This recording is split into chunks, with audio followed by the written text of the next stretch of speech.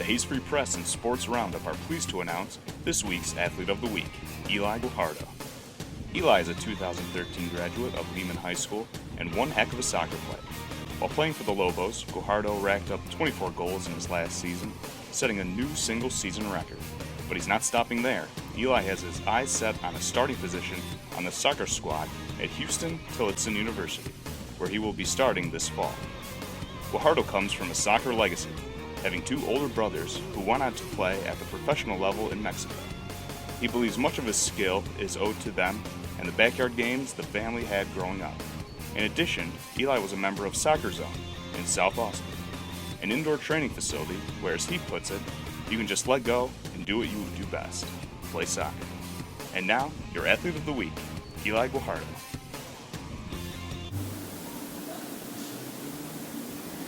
Okay, Eli, let's begin with what you've done over the summer months, how you're preparing yourself, getting ready for not only just college ball, but for college in general. Yeah, well, I've been running a lot, playing a lot of indoor, going to the Y, working out. Just having fun with friends, playing soccer, doing what I do best. And yeah, and on the other side, I've been getting ready, talking to the coach about what can I do to be ahead, so I can be involved in school and taking it step by step. You told me that you practice and play at the Soccer Zone, correct? Soccer Zone in South Austin. Okay. Tell me about your experiences playing at Soccer Zone. It's really fun playing 6v6. Only different from outdoors is the walls, and other than that, it's pretty much the same thing. Playing soccer with friends, and it's pretty fun. And you're at Soccer Zone, you're able to play with some of your former teammates, Diego and Mikey Torres. I mean, what does it mean to play with those guys again and to continue to play with them? It's pretty fun. Actually, this Saturday I was playing with them, both of them, and even though they didn't win, we didn't win, it was still fun playing with them, and it's a fun experience. One thing you told me was that working at Soccer Zone and playing at Soccer Zone, it's much different from playing normal soccer because you're not having to deal with the fans, the coaches. There's not as much pressure on there. You enjoy it more, right? Yeah, you're just having fun with the ball. You can go left or right. I mean, no one's really telling you what to do. You just have fun out there. And you also get to meet some pretty cool people, or at least some of your friends have been able to meet some cool people. Tell me about the experience Diego, I think, had with one of the Austin Aztecs players. Yeah. Well, we know this guy, Jacob Howe, and this other guy, Chiva. They both play with the Austin Aztecs. And they were champions, actually, this past weekend. Austin Aztecs, it was pretty fun. I want to go watch them play. And, we learn a lot from players with that type of experience. And, just learning a lot from them. It helps a lot. Watching the game from another perspective, watching them play. One thing you also told me in our phone interview earlier this last week was talking about your family, the fact that in your family, two of your brothers were professional soccer players at one point. How does that experience playing with them at a younger age help you develop as an athlete where you are today?